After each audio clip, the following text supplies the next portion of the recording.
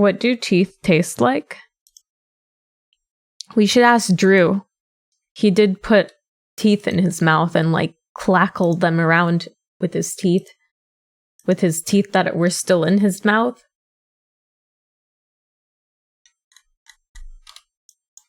No, I will not put a tooth in my mouth. I will not put an extracted tooth in my mouth. That will not be something that will happen.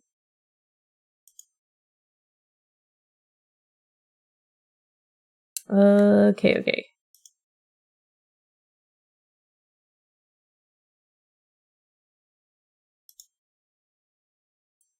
A Taste of Teeth by Marsh Davies. A military cordon, the Vale of Duluth, England, 1780. A wall of high wooden stakes fans out into the scrub and over the heath, stretching off into the rain-veiled distance. Your barge passes slowly beneath the scaffold, its guards offering no greeting but a cold stare. Would I taste my own teeth? Maybe. I probably would. Teeth taste like Pringles. Banana cream? That should be a sub-goal. You nasty. That's just nasty. Alright, let's say, I personally would probably, like, stare back. But we'll be a little friendly. Good day, sirs. But it's not at all a good day. No day in the Vale are good, though they are better than the nights. The guards scowl and look away. They've seen hunters before, men and women steeped in greed and death, beast slayers, adventurers in the occult, the only people lunatic enough to come to such a place voluntarily. But you are not like the others they have seen. You're here for blood. Can I be here for teeth? You're here to build an empire. You're here to break an empire. You're here to birth a god.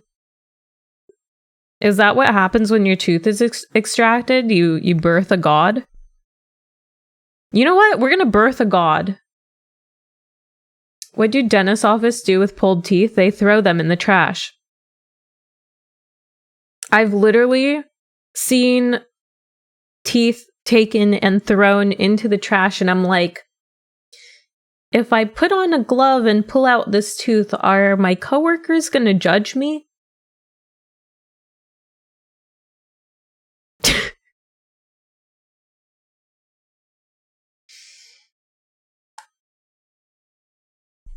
Yeah. Hey, Cheerful. Nice to see you. I'm here to birth a god. He has spoken to you. He has chosen you. Not the god of books, of cold pews, of the confessional, nor the minarets or Mandir, Olympus or Valhalla. A new god, and yet older still than any humans have known. Here he lies, somewhere in the Vale, waiting to make the world his own, with you as his herald. You will find him, you will feed him, you will free him. So you may make your new broken faith, so you may together purify a sinful world. We're gonna go for power, so you may wield the power he has promised. I hope it's the god of teeth. I'm gonna rage quit if it's not. My judgment would be, dang, Lulu's badass.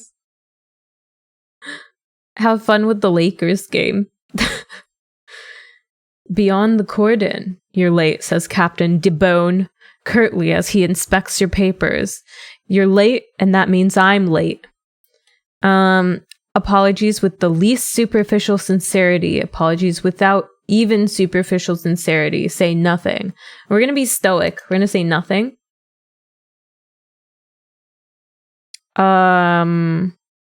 DeBone looks up, eyebrows raised, inviting you to explain yourself, but you simply gaze back.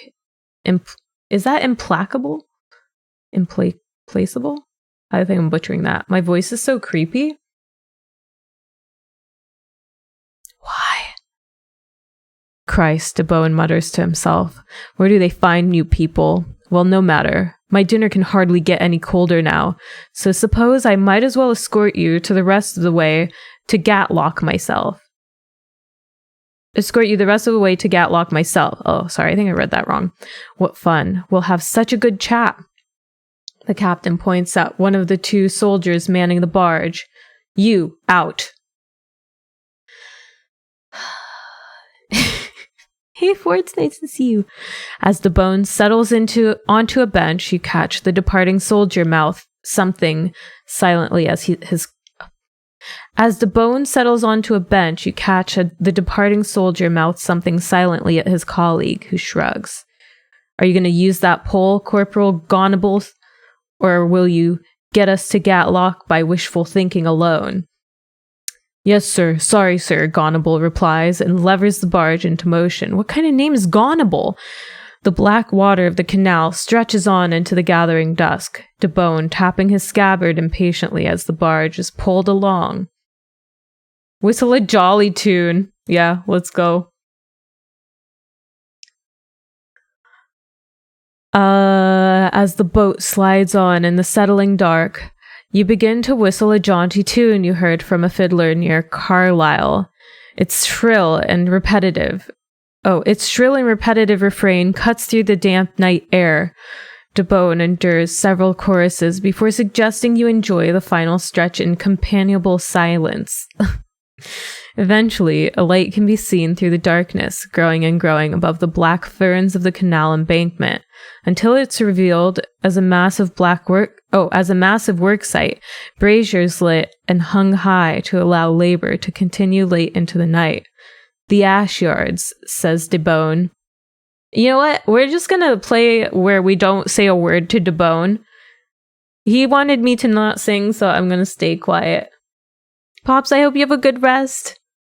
You love my creepy voice? Gonable.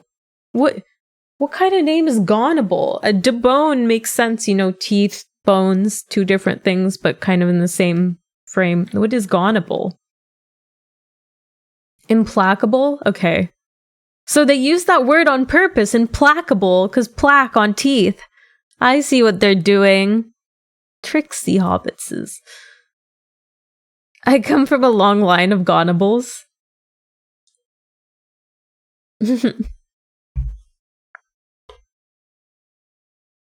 Alright, stay quiet. You keep any questions you have to yourself as the boat sculls below the massive structures. The barge moves on, slower now than before, the soldier at its helm pulling with an uneven pace, periodically sneaking glances up and down the black bank beneath the ash yard.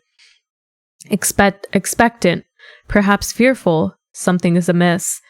Then again, the flickering fires, two silhouettes peel from the darkness of a large crate, scuffle down the embankment, and beckon the craft over. I think I need, larger font. I think my vision isn't that good. You're late, one hisses. You're late, and that means we're late.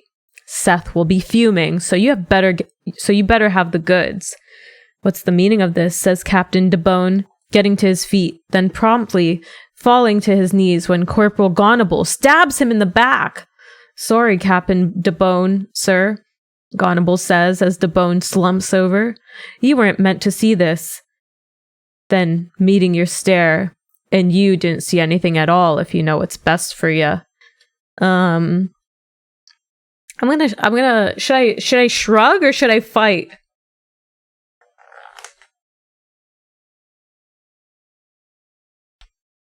I hope you have a good rest, Zinch. No worries. This game has good graphics.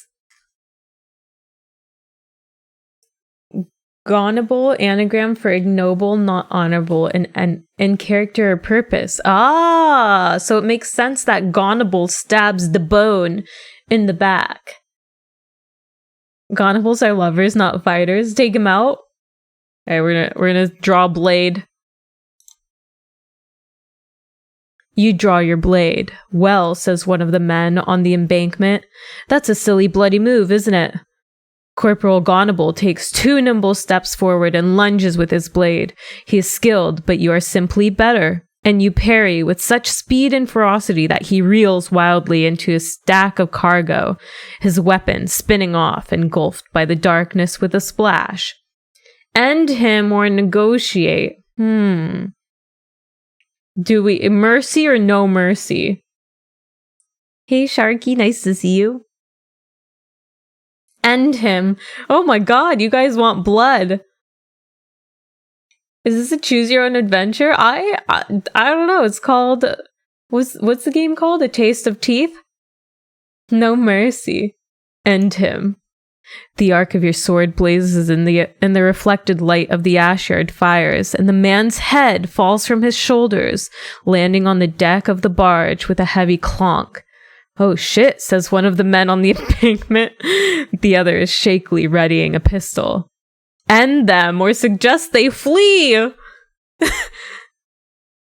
Blood for the Tooth God! That's true, we do have to purge the world of its sins. Skulls for the Tooth Throne. Oh, we should collect their teeth! If we end them, we get more teeth, so I think that we need to. In a single quick movement, you are airborne, bright against the blackness of the sky, hurtling across the water towards them. In the very instant of landing, you cleave the pistolier from collarbone to belly, snatch the gun from his loosening grasp, and whip the other man so hard across the skull that he dies, shaking and frothing in the mud only moments later. You are here to birth a god. Base men such as these will not stand in the way of your great purpose. It's just you, Debone, and the cold night sky. And the cold night sky will tell no tales of what happened here. You alone can shape the narrative of these grisly events. The captain lets out a soft moan. Ah, that was his soft moan.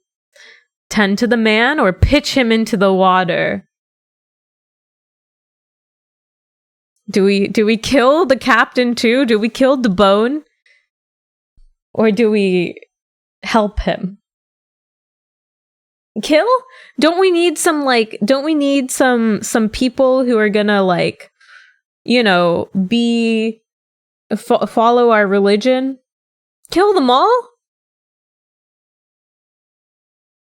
Pitching into water means no teeth. True. Feed to sharks.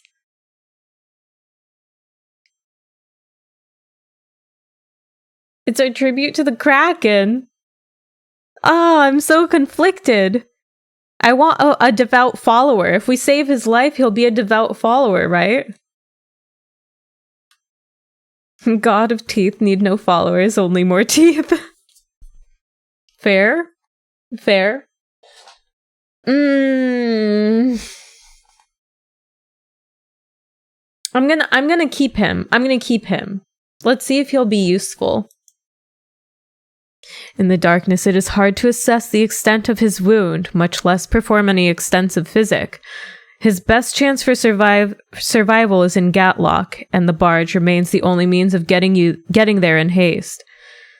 You grab the pole and slide it splashing into the blackness until you feel the resistance of the canal's sludgy bottom. Levering yourself against the pole, the barge reluctantly slides forward through the dark channel and on towards Gatlock. That's it! That's the end! That is the end. That was really good, though. That was good. That was good storytelling. I want to know more about the Taste of Teeth. I want to know. I need answers. How do they taste? Is this a demo? No, it's Dev's first game. I think it's their first game they've kind of made. That was cool. I like that. I really like that. It's a short and sweet, cool little demo. I'm going to leave a review on it because I thought that it was good.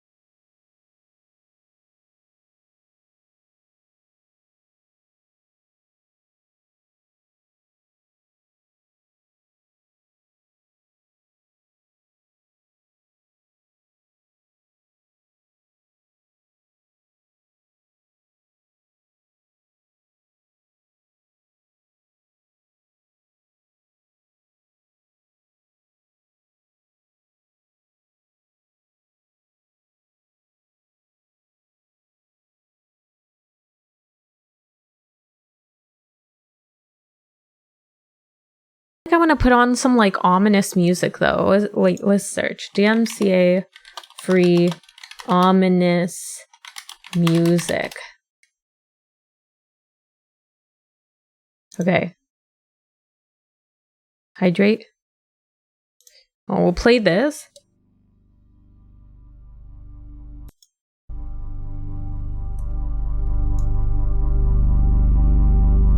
Oh, this is only 2 minutes long.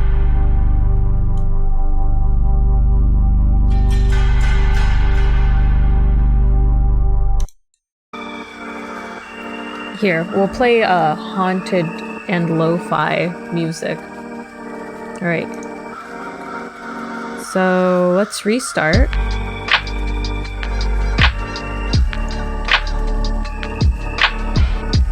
Is the music too loud? Turn it down a little bit. I'll turn it down. That way we have some music, but it's not like the whole thing. All right. Here we go again, A Taste of Teeth by Marsh Davies. The Military Cordon, the Vale of Duluth, England, 1780. A wall of high wooden stakes fans out into the scrub and over the heath, stretching off into the rain-veiled distance. Your barge passes slowly beneath the scaffold, its guards offering no greeting but a cold stare. Let's stare back, let's intimidate them. You lock eyes with the nearest guard. He manages to hold your gaze for a defiant moment. Then, spitting a wad of green phlegm into the canal, he turns away. They've seen hunters before, men and women steeped in greed and death, beast slayers, adventurers in the occult. The only people lunatic enough to come to such a place voluntarily. But you are not like the others they have seen.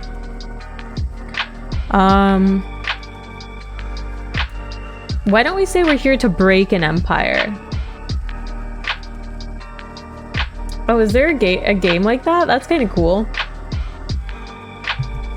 We'll say that we're here to break an empire.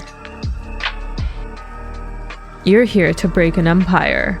The crown's dominion spreads inexorably across the globe, like mold through meat. And like meat, the world is butchered and carved. They eat their own too, the British, warring with their colonies, robbing their people of common land, driving the destitute into factories and slums. The Vale is one more rich vein to be tapped, a source of occult power with which the crown may fight the many enemies it has created. But these enemies have learned an important fact. The Vale is primed for insurrection. All it might take is a few favors here, a few knives there, and a little push. You'll see the subtle work done.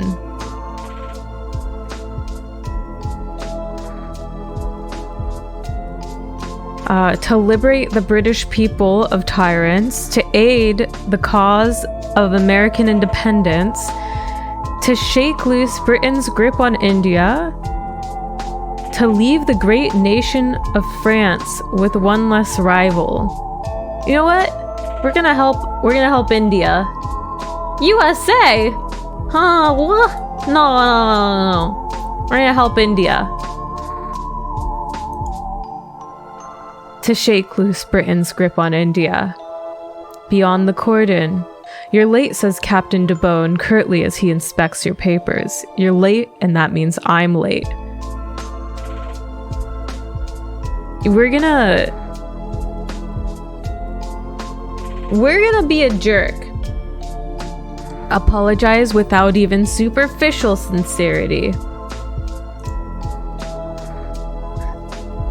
My deepest, most humble apologies, you say with an obsequious bow. I think I butchered that word. The traffic was frightful. DeBone shoots you a steely look. The traffic, he repeats. For a moment, he looks like he might try to make you eat your papers, but then, with a resigned sigh, the tension leaves him. Well, my dinner can hardly get any colder now, so I suppose I might as well escort you the rest of the way to Gatlock myself. He leans in slightly. I'm sure you're simply overwhelmed with gratitude. The captain points at one of the two soldiers manning the barge. You, out. As DeBone settles onto a bench, you catch the departing soldier mouth something silently at his colleague, who shrugs. Are you going to use that pole, Corporal Gonable, or will you get us to Gatlock by wishful thinking alone? Yes, sir. Sorry, sir, Gonable replies and levers the barge into motion. Obsequious? Ah, obsequious. I see. Thank you, thank you. The black water of the canal stretches on into the gathering dusk, DeBone tapping his scabbard impatiently as the barge is pulled away. I'm gonna say I have a question. I have a question, you say. DeBone raises an eyebrow, then ask away, says DeBone.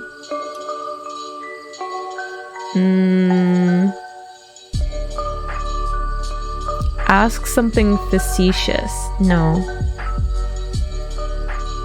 Ask about your safety. I'm gonna go with that. Is the journey to Gatlock safe? DeBone lets out a bark of mirthless laughter.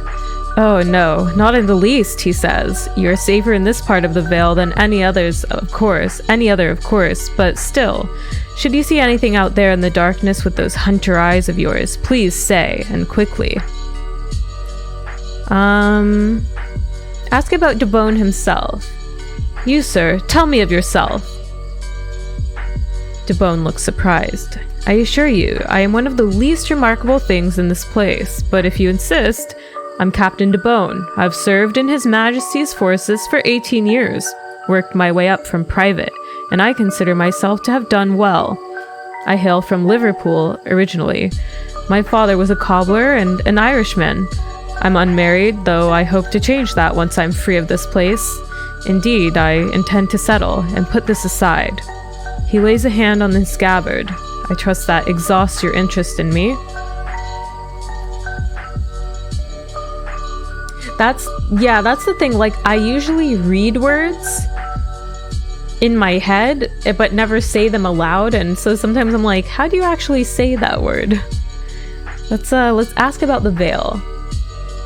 What can you say of the Vale? DeBone blows out his cheeks. Well, I've been here but 7 months and seen more than enough, and I was lucky in my assignment to the cordon. Those who venture further in have seen much worse, I dare say. Beasts, corruption of the body and mind, things that defy any earthly explanation. But you are surely familiar with such horrors. It is the bread and butter of a hunter, is it not? Ask about the journey. How long until we reach Gatlock? No more than an hour, says DeBone, if there isn't trouble. Okay. What am I to expect of Gatlock? Not much. Stinkin' mess, derelict tenements, deserted factories, a good deal of street violence in the old town. The mayor's a fool. There's an inn, the Pride of Gatlock. The name is a wild overstatement. I'm afraid, but the beds are dry usually, though Benoit Lank will want to inspect you before you lay your head down for the night. He's the crown agent here, a powerful man, a truer power here in the Vale than any of the gouty nobles, and a straight-dealing sort in my experience. This barge will take you directly to the crown compound. He'll see you there. Bed's usually dry. Might be moist.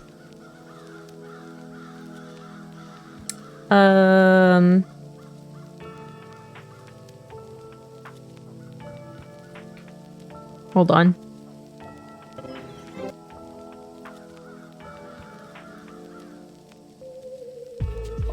Guys, give me like 2 minutes. Give me 2 minutes. Okay? 2 minutes.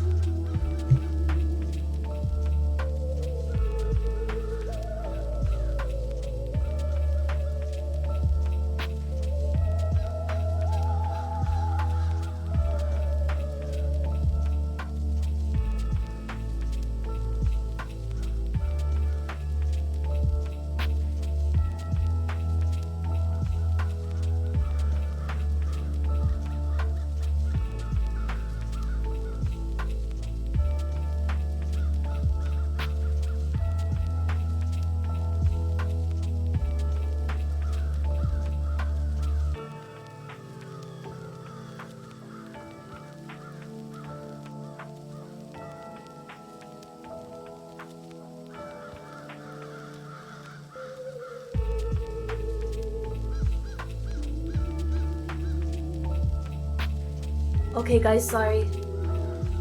Okay, guys, sorry.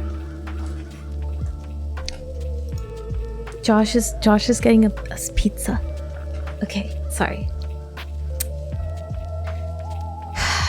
Let's posture check. I'm practically sitting upright. Oh my god, bless. Okay, let's ask something facetious. Marry him again. Perhaps you could tell me, sir, you begin, and forgive me, for it is a delicate matter that has been weighing heavily upon my mind. You lean in conspiratorially. My soul aches to know, what is your favorite color?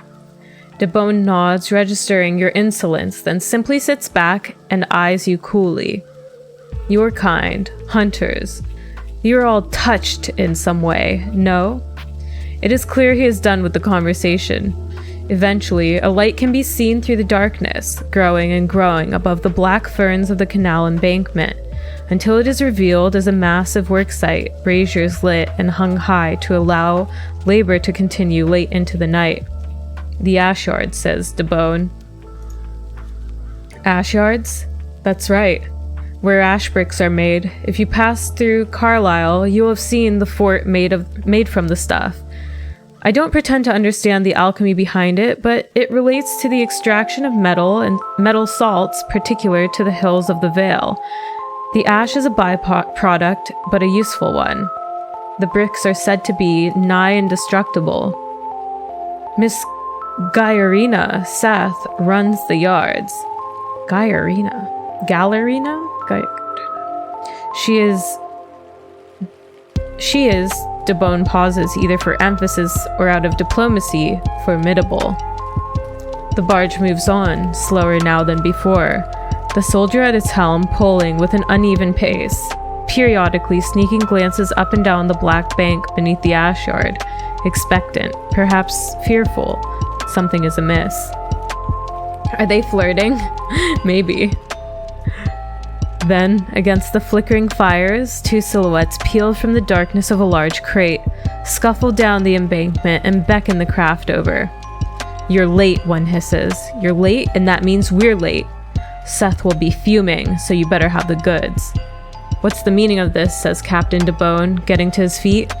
Then promptly, falling to his knees when Corporal Gonable stabs him in the back. Sorry, Captain DeBone, sir, Gonable says as DeBone slumps over. You weren't meant to see this. Then, meeting your stare, and you didn't see anything at all, if you know what's best for you. Let's agree for a price here. Let's scam them.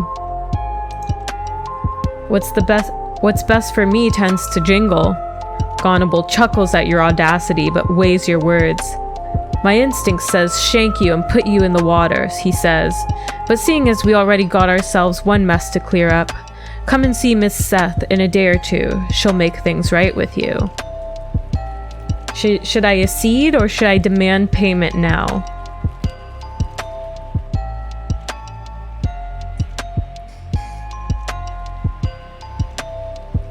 Demand?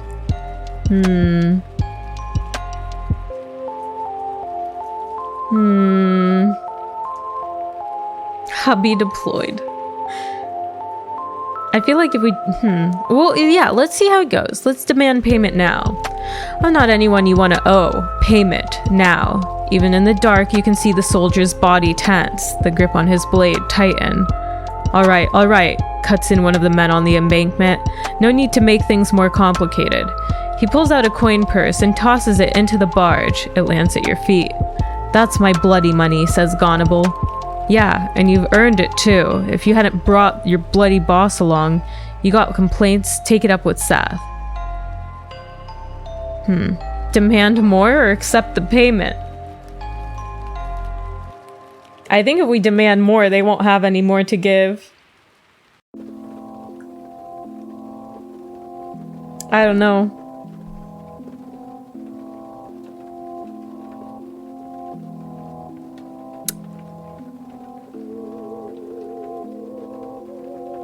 More?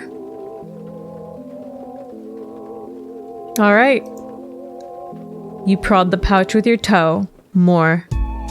F this, says Gonable. Corporal Gonable takes two nimble steps forward and lunges with his blade. He is skilled, but you're simply better. You parry with such speed and ferocity that he reels wildly into a stack of cargo, his weapon spinning off, engulfed by the darkness with a splash. Let's negotiate. Maybe we'll get money. I'm a hunter, gentlemen, you say, calmly watching as one of the men on the embankment shakily readies a pistol, fumbling for his pouch of powder. I've slain things with more teeth than you have in your heads combined. Do not test my ability further. Throw your weapon down. And then what? Says the man as he tamps the ball into the barrel. Then I'll rob them. Then you'll give me the coin you have and whatever merchandise you hope to offload. Sounds good to me, says Corporal Gonable, eyes still fixed on your blade. Shut it, you, says the man with the gun. He nods to his companion on the bank. What do you reckon, Dacker? I reckon you're a piss-poor shot with that thing. Pay the price. Let Miss Seth take it up with the hunter if she chooses. The other sighs heavily, pulls out a coin purse and tosses it into the barge. It lands at your feet. That's what we have, he says. That redcoat idiot will show you where the contraband is. Now, if you don't mind, we'll take our leave. The two men scrabble back up the embankment and are quickly lost among the stack of crates. You turn to the soldier, who flinches slightly. Should I dispose of DeBone or acquire the contraband? Chat is on one tonight. We did get more. Let's acquire the contraband. Well, where is it, you ask? The soldier, deferential now, pries open a compartment in the bow of the barge. Within the hollow is a thick leather sack about the size of a human head. You're going to be disappointed, he says. Open the sack. You loosen the drawstring and peer inside. It is indeed a human head. Don't ask me whose it is or why she wants it, says the soldier, and to be honest, I don't even know why we smuggled it in. You hunters bring all kinds of weird shit up in here. But it was meant to be a big secret, hence poor Captain DeBone. He mimes shivving someone repeatedly. Keep the head or drop the head over the side? Let's keep it. I want the teeth. You draw the string taut and stow the head with your belongings. Perhaps it'll be of some use yet. What about the captain? Asks the soldier. Keep him around. The soldier looks at DeBone, then back at you. Oh, what about him, you say? He seems perfectly fine where he is. The soldier looks at DeBone, then back at you, confused. What's our story then? That he effing tripped and stabbed himself in the spine? Free head, true. The truth. The soldier's eyes widen with indignation. You were just robbing us. Now you mean to act the lawman and turn me in? Bind him. You kick the legs from beneath him, striking him in the forehead with an elbow as he falls. He hits the deck, already unconscious, leaving you time to locate something with which to bind him. The captain lets out a soft moan. Ah.